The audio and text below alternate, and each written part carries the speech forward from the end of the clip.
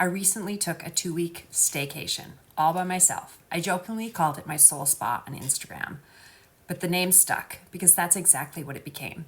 I started the Saturday of this glorious 2-week staycation with deep intention to spend several hours in quiet contemplation through meditation and journaling. This, for me, is the deep connection that I crave.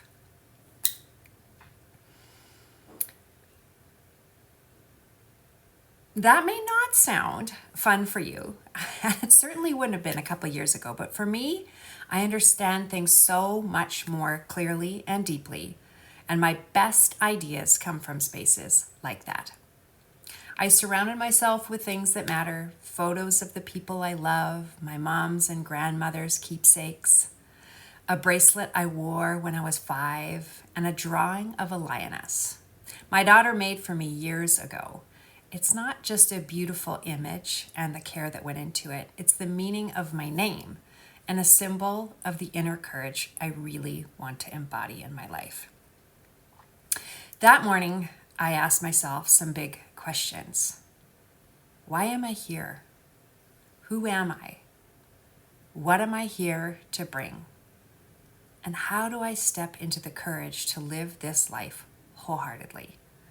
And when you bring big questions, you get big answers. Many are super stretchy, and most are uncomfortable. The only way to avoid this is to stay small and not express myself, and not having the chance to live into the reason that I'm here. So I will choose courage over comfort. I am so keenly aware that we only get one chance here, and I want to live my life to the fullest and not leave anything behind. And I hope you feel the same way. From that point on, I felt led to spend every day meditating for an hour.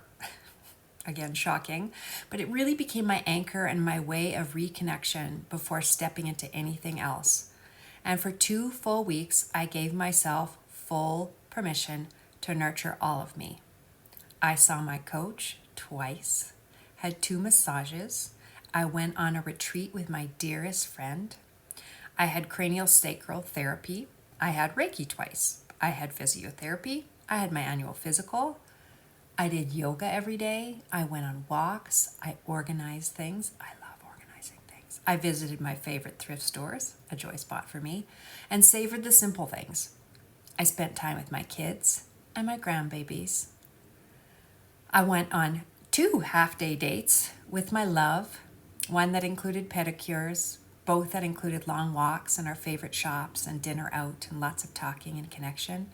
I wrote more of my next book, Unapologetic, and I even printed off the pages and organized them into 3 sections of the book, an idea that came out from my meditation. The first part, clarity, know who you are. Confidence, be who you are and embrace who you are. And the third part, courage, express who you are. Every day I made time to paint with watercolor. No pressure to create something beautiful, just paint, like a 5-year-old would.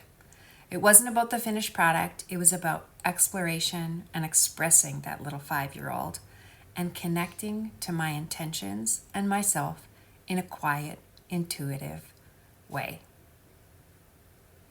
In one image, and I'll see if I can post it here on YouTube in the description, I had a picture where I buried my doubts in order to grow my dreams. My time off wasn't a grand gesture. It was a series of quiet, deliberate choices to tend to me, to nourish all of me. We often think of nurturing ourselves as something we'll get to once things settle down. But I've come to believe that nurturing isn't a reward for getting through life.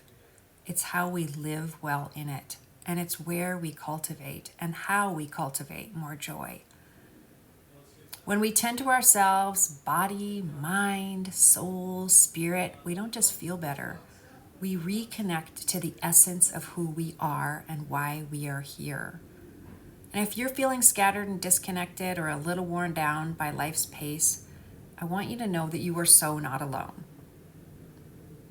I feel that way a lot of the times too.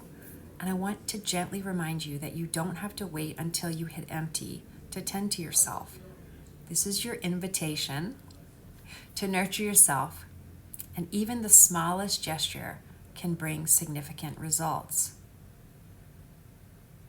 And in light of all things nurturing, my inner 5-year-old reminds me that I'll be taking a little bit of July and August off, so you won't see me as frequently here.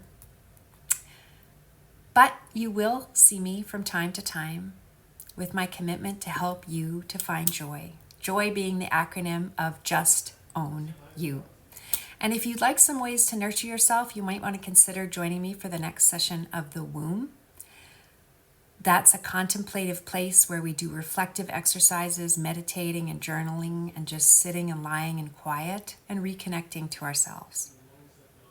I'm also offering a retreat in Bragg Creek, Alberta on October 18th, and I would love for you to consider joining me. I'll put some of those links in the notes below, and in the meantime, think about something that you could do that would allow yourself to feel nurtured. And it might be something small, and it might be something where you do something that connects you back to joy. It might be taking a longer break. Whatever it is, give yourself permission to connect to something that feels nurturing. Even microdosing something that feels nurturing would make a big difference. You might want to also consider journaling with some questions and think about what it is that would nurture you. I'll put those below also. Those can be really valuable and an opportunity to connect and reflect and reset. In the meantime, lots of love.